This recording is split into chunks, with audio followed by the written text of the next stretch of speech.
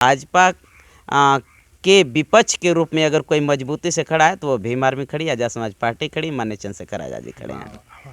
नहीं, देखिए, हमने कभी भी किसी का विरोध नहीं किया, किसी भी सर्वजन का या जनरल के लोगों का हमने कभी विरोध नहीं किया। हमने अपने अधिकारों के संरक्षण की बात की है।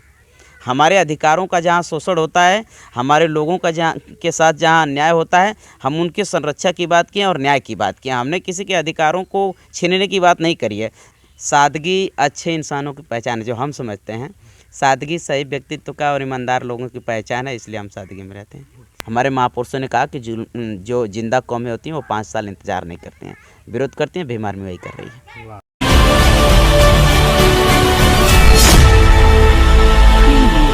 अब बहुजन की बात करने वाले बहुत सारे लोग आएंगे और दिखाई देते होंगे, लेकिन अगर पूर्वांचल की बात करें, गाजीपुर की बात करें, तो बहुजन के नेता के रूप में देखे जाते हैं एक ऐसे सादगी रूप से रहने वाले, लोगों के बीच हमेशा जा कर के अपनी मौजूदगी दर्ज कराते हुए दिखाई देते हैं विनय सागर जी। और विनय सागर जी से कुछ सवाल किया जाएगा कि आज जो चुनाव चल रहा है और 2022 में चुनाव आ रहा है, इस पर भी विचार करेंगे। तो सर, आपका स्वागत है। आपका भी स्वागत है सत्या एक्सप्रेस। आप काम कर रहे हैं, बड़ा अच्छा, आपका धन्यवाद। सर, हम आपसे जानना चाहते हैं कि पहले तो हम आपसे चर्चा कर लेते हैं कि आपको हमेशा देखा जाता है कि जो गरीबों की आवाज़ उठाते हुए नज़र आते हैं, मुस्लिम लोग होते हैं उनकी आवाज़ उठाते हैं। जब भी बहुत सारे नेता आते हैं, लेकिन सिर्फ आपको देखा जाता है। और सादगी रूप से आप क्यों रहते हैं, इसके बारे में तो बताइए। देखिए, सबसे पहले तो हम लोग ज़मीन से जुड़े हुए हैं और जो भीम आर्मी का उदय ही मजलूमों, गरीबों, असहायों, पिछड़ों, दलितों, मुस्लिमों के हक अधिकार की लड़ाई लड़ने के लिए हुआ है। इसलिए कहीं भी ज़रूरत पड़ती है, कहीं भी ऐसी समस्या आती है समाज के साथ, तो स्वतः हम लोग वहाँ पहुँचने का काम करते हैं। रही बात सादगी का, तो हम लोगों का बैकग्राउंड पहले से ही हम लोग आर्थिक रूप से पिछड़े रहे हैं, यही कारण है। और रही बात सादगी अच्छे इंसानों की पहचान है, जो हम समझते हैं।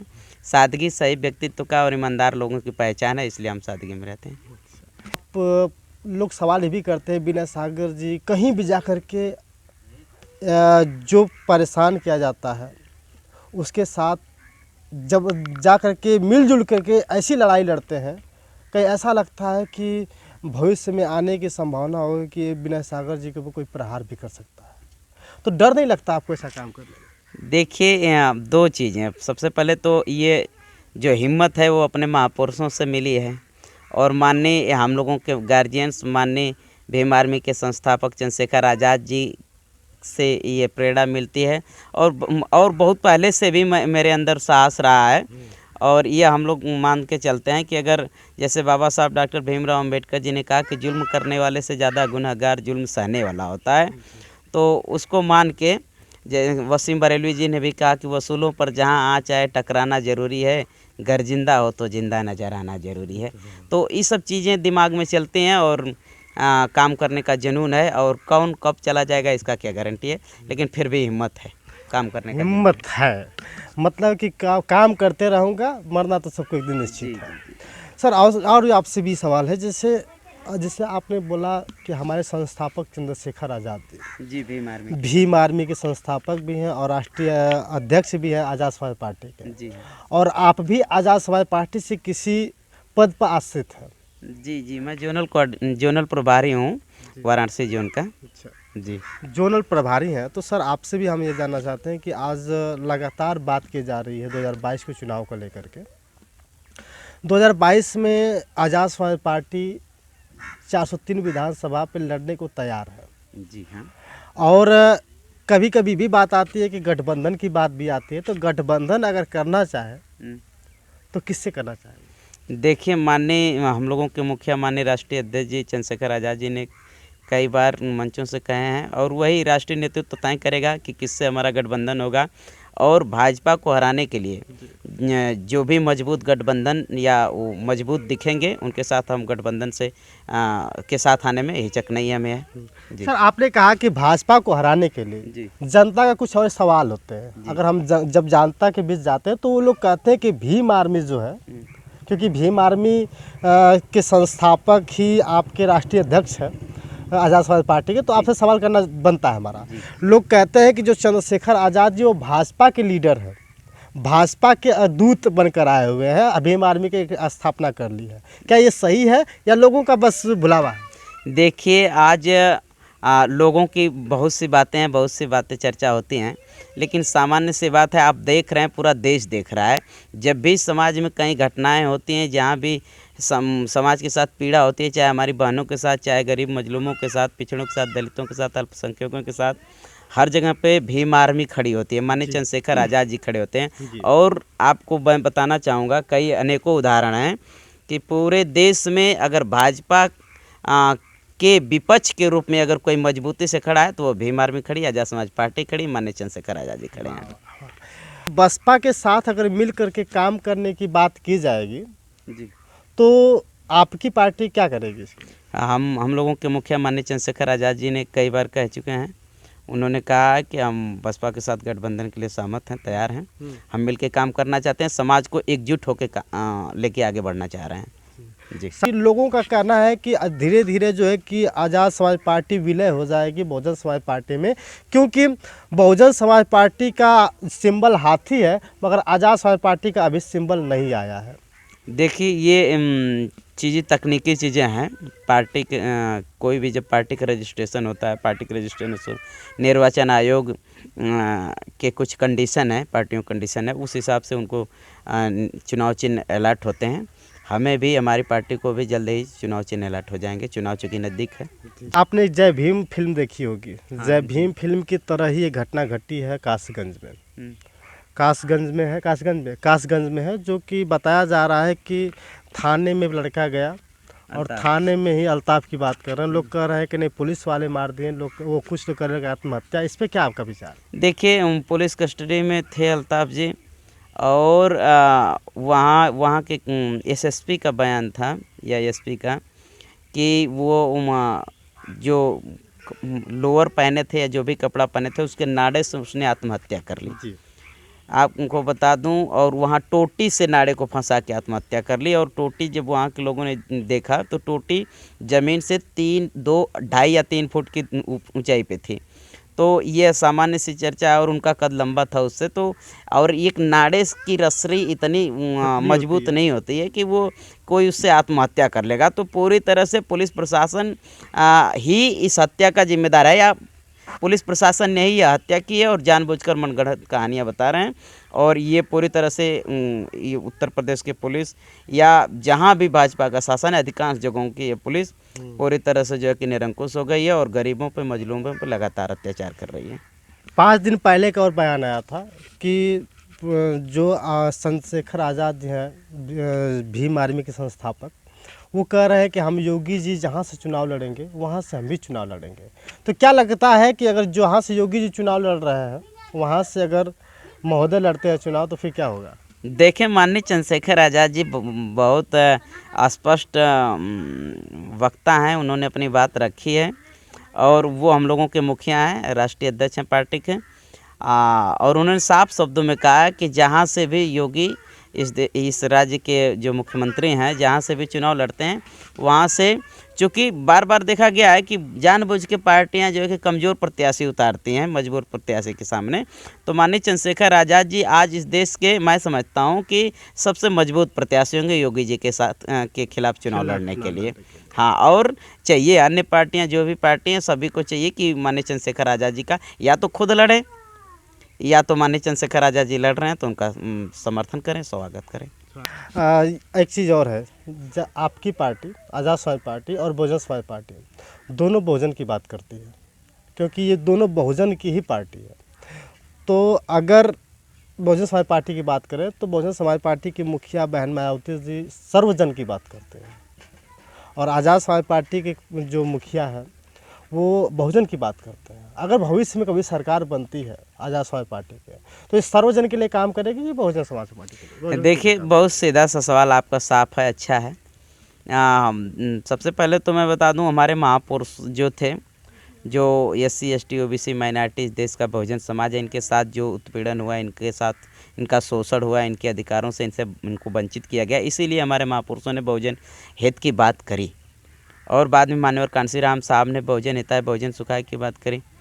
और आज माननीय चंद्रशेखर आज़ाद जी के नेतृत्व में पूरे देश में भीम आर्मी और आज़ाद समाज पार्टी बहुजन हिताय बहुजन सुखाय की नीति पर काम कर रही है।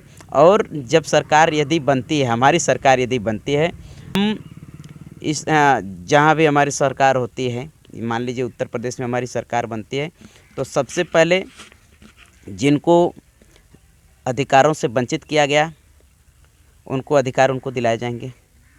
ठीक, उसके बाद किसी के अधिकारों का हम शोषण नहीं, देखिए हमने कभी भी किसी का विरोध नहीं किया, किसी भी सर्वजन का या जनरल के लोगों का हमने कभी विरोध नहीं किया। हमने अपने अधिकारों के संरक्षण की बात की है। हमारे अधिकारों का जहाँ शोषण होता है, हमारे लोगों का के साथ जहाँ अन्याय होता है, हम उनके संरक्षा की बात की है और न्याय की बात की है। हमने किसी के अधिकारों को छीनने की बात नहीं करी है। तो हमारा अगर राज्य में सरकार बनती है, तो माननीय चंद्रशेखर आज़ाद जी के नेतृत्व में किसी के अधिकारों का हनन नहीं किया जाएगा, बल्कि सबके अधिकार सुरक्षित रहेंगे। रही बात किस लिए हम SC ST OBC माइनॉरिटी की बात करते हैं, इसको आपके चैनल के माध्यम से मैं लोगों को बताना चाहूँगा कि हमारे लोग जो बहुजन समाज है, इनके साथ ही लगातार शोषण होता है। एक उदाहरण मैं आपको दूंगा। जब कोई तिवारी की हत्या होती है, तो उनको 1 करोड़, 1.25 करोड़ सेकेंड या 1 ग्रेड की सर्विस सरकार देती है। और जब किसी SC समाज के साथ अन्याय होता है, कहीं हत्या हो जाती है, कहीं बैकवर्ड के साथ की हत्या हो जाती है, कहीं अल्पसंख्यक की हत्या हो जाती है, तो 5 लाख या 10 लाख या 20 लाख या वो भी नहीं मिलता है। तो ये जो पक्षपात है, जो दूरियां हैं, ये इसको मिटाने के लिए भीम आर्मी काम कर रही है, आज़ाद समाज पार्टी काम कर रही है। सबके साथ हम नहीं कहते कि किसी को मुआवजा आप मत दीजिए, लेकिन मुआवजा दीजिए तो हत्या यदि हुई है, क्रिटिकल मामला है, तो सबको बराबर दीजिए। क्यों पक्षपात क्यों है? हमारे लोगों को चपरासी की नौकरी मिलती है, कहीं वो अभी नहीं मिलती है, कोई मुआवजा नहीं मिलता, साल भर तक नहीं मिलता है। हाथरस वाले मामले में आपने देख लिया, आज तक ने राज्य सरकार ने जो है कि जो कमेंट किया था सर्विस की नौकरी की और मुआवजे का, आज तक नहीं दिया गया। माननीय चंद्रशेखर आज़ाद जी इस पर बात भी रखे थे। जी सर, अभी आपसे कुछ आखिरी सवाल होंगे अब, कि बात की जा रही है कि जो आज के प्रदेश के मुख्यमंत्री मुखिया जी जो लैपटॉप बांट रहे हैं, इस पे आपका क्या कहना है? देखिए, ये तो चुनाव आ गया सर पे, तो अब बड़े बड़े कहानियाँ, अभी कुछ दिन में अभी भर्ती निकालेंगे। लास्ट टाइम में चुनाव से पहले अधिसूचना जारी हो जाएगी, तो कहेंगे हमने तो भर्तियाँ निकाली थी, नहीं हुई। अभी पे आप 4.5 साल में, 5 साल में आपने क्या किया? और ये लैपटॉप और ये सब बहाने हैं।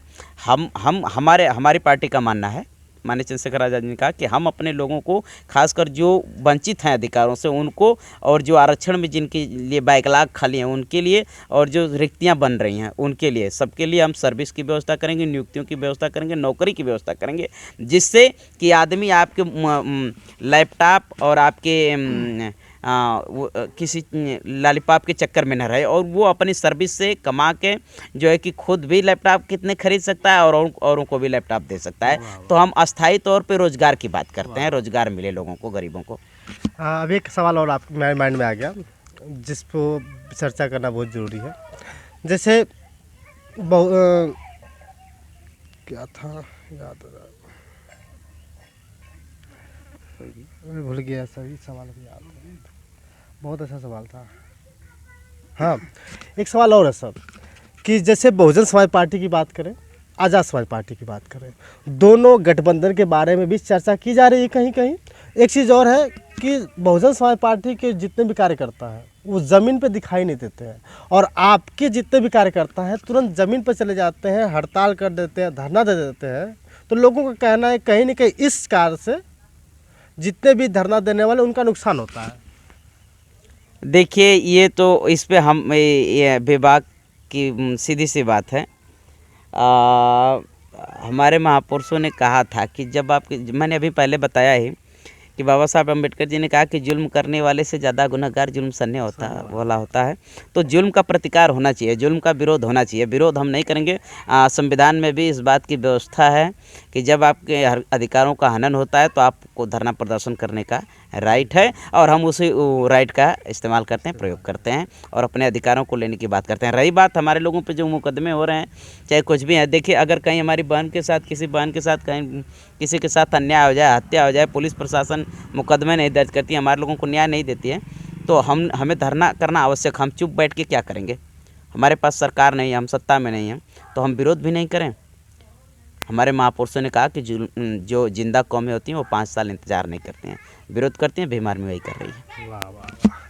दोस्तों, एक बहुत ही जीता जागता सवाल जो लोगों के जहन में रहता था कि भीम आर्मी हमेशा धरना प्रदर्शन क्यों करती है, तो सर के माध्यम से पता चल गया कि इन्होंने कहा है कि जो जुल्म करने वाला होता है उससे कहीं ज़्यादा गुनहगार होता है जुल्म सहने वाला, और हम तब तक इंतज़ार नहीं कर सकते कि हम 5 साल तक का इंतज़ार नहीं कर सकते, क्योंकि आज अगर विरोध करेंगे तो कहीं ना कहीं उसका फ़ायदा भी हो सकता है, नुकसान होगा तो देखा जाएगा।